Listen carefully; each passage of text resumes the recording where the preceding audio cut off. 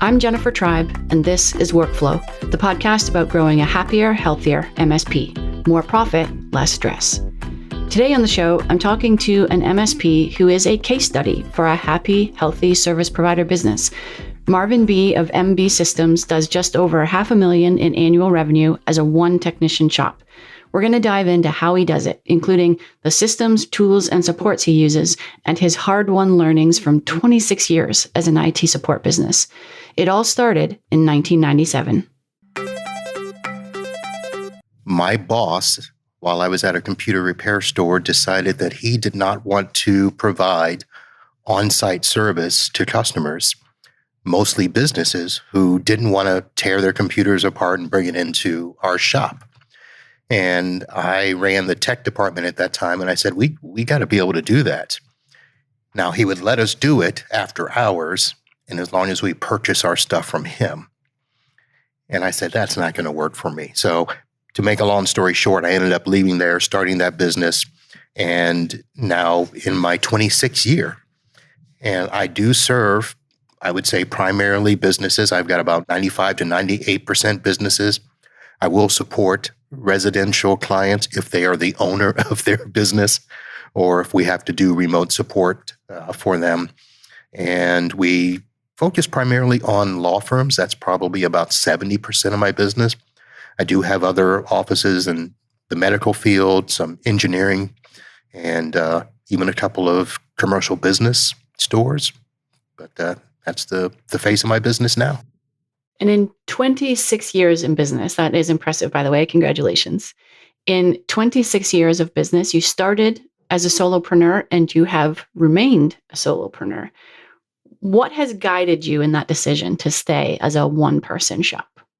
Well, I probably need to put a correction to the record because I did start as a solo tech and I did have staff at one point in time. I actually had up to 4 staff in my office. And in 2012, I got a little frustrated because I had techs sitting in my office doing nothing for a big portion of the day as we started to do remote work. And I found that I could handle my customers remotely and didn't need to have techs in the office. I would just subcontract techs when I needed to. So that's what I did. And then I spent 3 years wandering aimlessly in how to support my clients remotely before I actually started doing true managed services. So that's when I went back to basically being a solo tech. And I've got a couple of subcontractors that I call not very often because of the managed services. And then I've got 2 clients where they actually have a tech on site. So I do co-managed. The freelancers that you hire them as boots on the ground to go out on site when you don't want to do that? Yes. So the 4 techs that you had at that time, were you a break-fix shop? For the most part, yes. We did have customers that, because they were law firms, they understood the term retainer. So we would charge them monthly for the return of some hours or remote support in that sense, but it wasn't truly managed services. And that's where you were having trouble matching demand to tech capacity, right? Because there'd be some days when nothing would come in. Yeah. Okay, that makes sense. Let's talk about that 3 years you said where you were struggling, trying to figure stuff out, how you do all of this remotely. What would you say are some of the key lessons that you learned that now enable you to run this business all by yourself? Well, I think back then it was just a matter of matching the tools that I needed with the service that the clients wanted. So I was able to do remote support, but I wasn't able to actually manage the devices. So all the things that our RMM tools do for us now with antivirus, web protection, even cloud backup and things like that, I could connect to a computer and help somebody reinstall something, when it came to their email, Outlook. But when it came time to truly managing the system, I didn't have that. And it wasn't until I came across managed services as a whole that I really began to understand that. So was it the proactiveness of the managed services, or was it just that RMM tools really started coming on the market in the mid to late aughts, let's say. So before that, things were more difficult to manage. But then as the tooling evolved, is that what made it easier for you, or was it the managed services model itself? The proactive nature, as you mentioned, that was it. It was being able to do all of those things without having to manually do it, I guess is the best way. So one of the things that I learned to do was accept scripts in terms of automation. I learned to find the tools, like I said, to manage. And I forget the name of the first one I came across, but being able to deploy software across the network was something that, it would take me hours to do that for some clients, where once I was able to get that tool, then it took me minutes. What was your ARR last year, if you don't mind sharing that? My ARR last year, well, for me, it was $526,000. And how much of that did you spend on freelancers? Just over 12,000. And how many hours a week do you work? Oh, more than we all want to acknowledge. But is this like a reasonably close to 40-hour work week, or are we talking 80, 90 hours a week? I would say it is probably close to the 60 hours, because I work 8 to 6 for the most part. And even though I advertise the hours as 9 to 5, I come in an hour early, leave an hour late, and then I'll come in on Saturdays, even if I don't have a project, just to do catch-up work, all the things that if I had another technician in the office, I would have them do during the week. So it comes to about 50 to 60 hours. What is keeping you from hiring a part-time tech, especially now that they could work remote just as you do and you're on this managed services model? And so there might not be that same risk of not having work coming in for them. What's keeping you from doing that at this point? Well, funny you should ask, because I do have an ad out right now where we are trying to hire a part-time tech, specifically part-time. We thought about full-time, but I thought, let me just go back and start with part-time, and we'll see how that goes. That way I won't have to worry about all of the overhead expenses with a full-time person, benefits, all of that, and we'll see how it goes. In terms of admin support, bookkeeping, project management, email, do you have someone, a freelancer, managing that stuff for you, or are you still doing that on your own? So again, I probably should add a correction to the notes, because while I am the solo tech, I do have somebody that's in the office. My wife works in the business. She works almost full time, and she takes care of all of those admin things, inputting all the bills, prepping the invoices, answering the phone, doing follow-ups. She'll even do drop-offs and deliveries for me. So I do have that.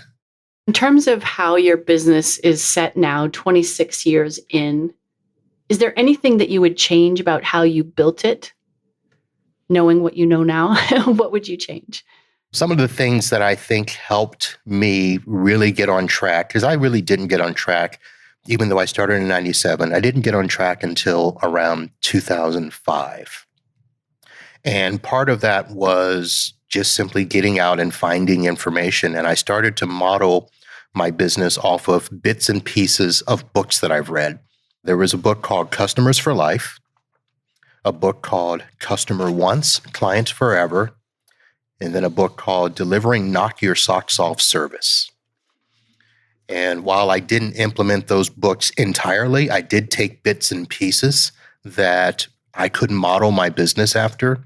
And they were just simple little things. And one of the things that I started to realize myself was not to chase after every single business I could. I would try to find businesses where I could make them a customer for life. So when I would look at a customer's value, it wasn't just how much money am I going to make from them on this sale? It was, if I look at this customer in a 5, 10, 15-year lifetime cycle, what could I make off of them at that point? And so I built the model where I would have customers, and they have averaged 15 years of being my client. I've got one who 24 years has been my client. How did you decide to specialize in law firms? That happened by mistake. That was being at the right place at the right time, where I met up with a consultant who was needing network support to implement their software. And we decided that we would meet before going over to the client and get to know each other. And it turned out that the project went well. And that consultant needed somebody that they could refer to other clients when they needed that. And that's how I ended up with law firms. And you liked them, so you stuck with them. I wouldn't say I liked them, but they were decent enough. They paid their bills. But as I started to build my platform of business, they were the ones that once you got past all of the initial pushback where they didn't want to spend the money or they didn't understand, you got to the point of realizing what it was that they needed and giving it to them. That was one of the tenets that I got out of one of the books. And it was simply ask your customers what they want and give it to them. And even though we think of it in terms of we got to give them AV, we got to give them MDR, XDR, and blah, blah, blah. A lot of times all they want is somebody who's reliable, somebody who's responsive, somebody who's reassuring and empathetic, and somebody that's going to give them peace of mind that their stuff's going to work. And when it doesn't and they call, you're going to get back to them and you're going to help them get it fixed. And I think that's what most customers want. Attorneys, it's just a little harder to get through their shell. In terms of find out what they want and give it to them, it doesn't mean going off your standardized stack. This isn't like you'll do anything, but more general business principles. Yeah, more general. I mean, you want to build your stack hopefully wide enough that it can do most everything, but small enough that you're not overwhelmed and trying to do too much. And I think that we're probably coming to a period of time where there can be too many things in our stack. But if you can just find those bits and pieces, maybe it's 2 items in every category that will give you the options, either low price, high price, or provide this service or that service. But as long as you have enough in your stack that you can do everything you need to do, but it doesn't overwhelm you and your team, you can probably do most everything. And if you can't, then you partner with somebody who can provide it for them. And if your customers trust you, they'll trust who you refer. This is Workflow, brought to you by Synchro.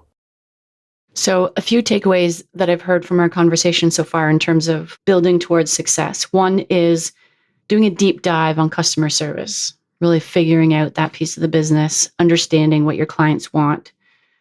Specialization, vertical specialization, would you say that was part of your success, or would you say that's optional?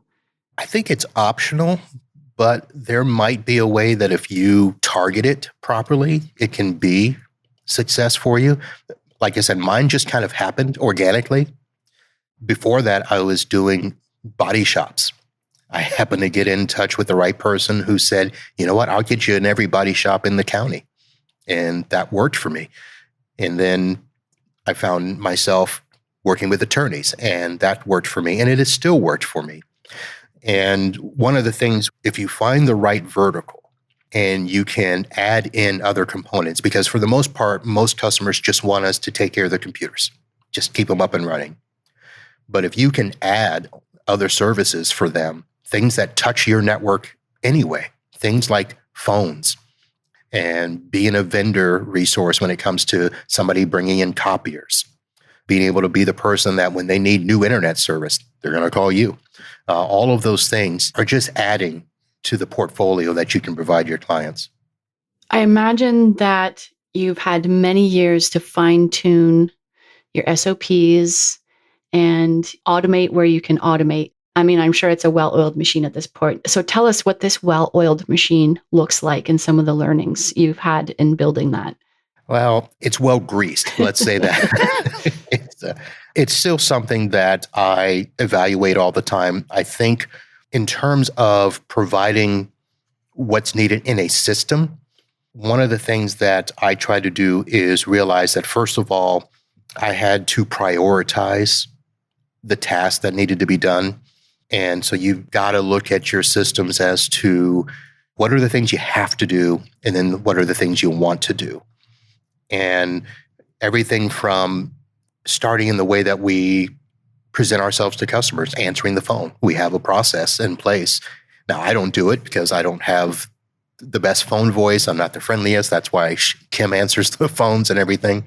But the way that she answers the phone, the way that we take in client requests, that happens because of our systems. So having the proper system in terms of your CRM or your PSA, or even if it's Outlook, a way to categorize your clients, categorize the task, whether you're assigning an Outlook task or creating a ticket, have that flow so that it goes to the right person, the right team, having your documentation in place.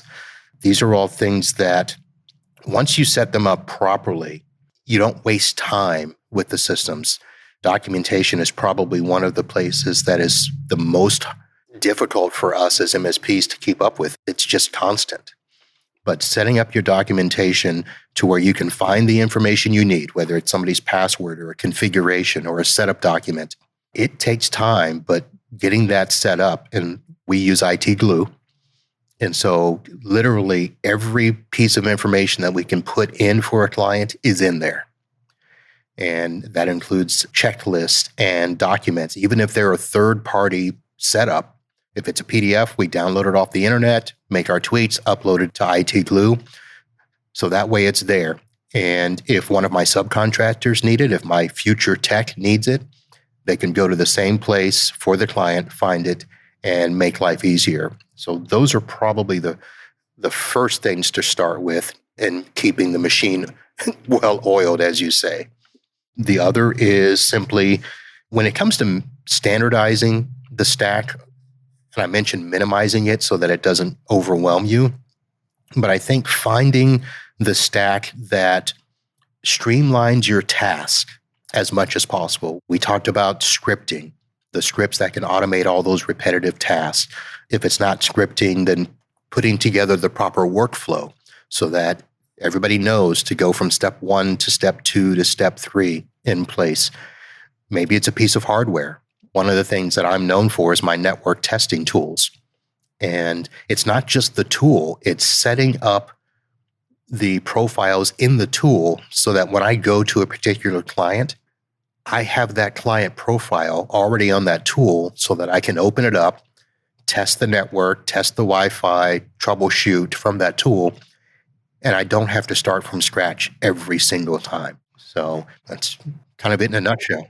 Tell us more about that network tool. I'm sure people are going to want to know what it is and how you use it. Okay. Well, there's a whole set of them, but the one that I use the most right now is called the NetAlly EtherScope NHG. And that is a handheld tool that will test both wired and Wi-Fi networks.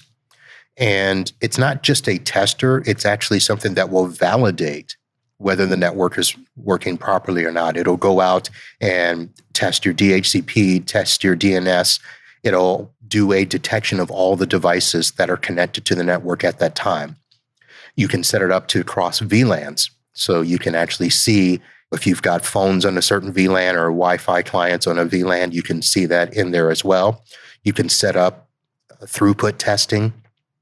And it also provides apps built into it that if I'm testing a cable and I come across one where the pins are messed up or there's a short, I can take a screenshot and send it out through an email all through that machine rather than pull out your phone, take a picture, download it, send it over to your email, then send it, all of that sort of stuff. So investing in these tools makes my job faster and easier. Do everything you can to make your job better, smarter, and faster. What mistakes would you say you made early on that if you had to do it over again, you would do them differently or start something sooner? Mistakes. Well, the first mistake as a new business owner is understand your money. And it's not just simply pay your taxes, which was a big mistake I made the first year in trying to do that myself. But understanding your money, understanding cash flow, knowing what your expenses are that you have to cover versus what you have to charge for your service. It took me a long time to kind of figure out a way to list all my expenses and then figure out what I needed to charge. Back in the break fix days, You just kind of charged an hourly rate and hoped it covered everything. And nowadays, you've got to figure out your endpoint cost, your cloud cost, or your as a service cost. And of course, your labor cost, your overheads and stuff. So understanding that, knowing the numbers, knowing what comes in and what goes out, and that cash flow is really key. And luckily, I was able to learn that fairly early in those early years. And I've been able to fine tune it to where now I can pretty much just look at a new client and I know off the top of my head about what my expenses are, about what my costs, my billable charges need to be, and know that I'm going to make money. You also have your own podcast for MSPs. Tell us why you decided to start that. So the IT Business Podcast was one that I actually brought back to life because it had what they call pod faded. It had kind of sat for maybe 2 years where the original host didn't want to do it. And people were asking for it. So I said, well, I think I can do this, and brought it back. The real question is, why do I keep doing it? Because there are days where it's like, podcasting is time consuming. You ask, how much time do I work? So those 50 to 60 hours that I told you about don't include the podcasting time. Wow. But I have found that there is a thirst for technicians, business owners to have a place where they can get more information. Even though we have so much at our disposal, it's nice to hear somebody like you on the internet or on a podcast or on the radio that is going through the same struggles you're going through, and hear how they persevered or how they did something. I like doing that for people. I have heard from a lot of my listeners. I get emails pretty regularly. I get Facebook messages, LinkedIn comments all the time where people have said, you know what, thank you for doing that, or that's helped me, or hey, I know that you worked with such and such, or you've done this. Can you point me in the direction and stuff? So I think where it is now is I have found that the podcast is a resource for the community that, at least for now, I think I need to keep doing it. Is there anything else you'd like to share with an MSP who's listening to this about the lessons you've learned in 26 years running your business? Don't worry about trying to be like somebody else, and not to denigrate other MSPs or other people that tell you this is how you should do something. We have enough customers. We have enough people in this world that are different, that we have a model that works for a lot of different people. You don't have to run your MSP the same way as everybody else. You don't have to run your business the same way as everybody else. Find out what works for you. Find out what works for your customer. I would still say listen to everybody. There's bits and pieces you can take. People look at me after 26 years and ask me what has been the reason that I've been able to sustain myself. Well, you know what? I didn't really listen to anybody else in the industry. I listened to my customers and my wife. That was Marvin B., owner of MB Systems and host of the IT Business Podcast. You'll find contact info for Marvin, links to those books he mentioned, and his podcast, of course, along with a full transcript of today's show at syncromsp.com/podcast/010. If you're enjoying the Workflow podcast and episodes like this, please let me know by leaving a review on Apple Podcasts or Spotify. I would really love to hear your comments, and it will help more people find the show. You can also send me direct feedback to podcast@syncromsp.com. Until next time, this is Jennifer Tribe. Thanks for listening. Workflow for MSPs. Brought to you by Syncro, the all-in-one PSA, RMM, and remote access tool for running a profitable MSP.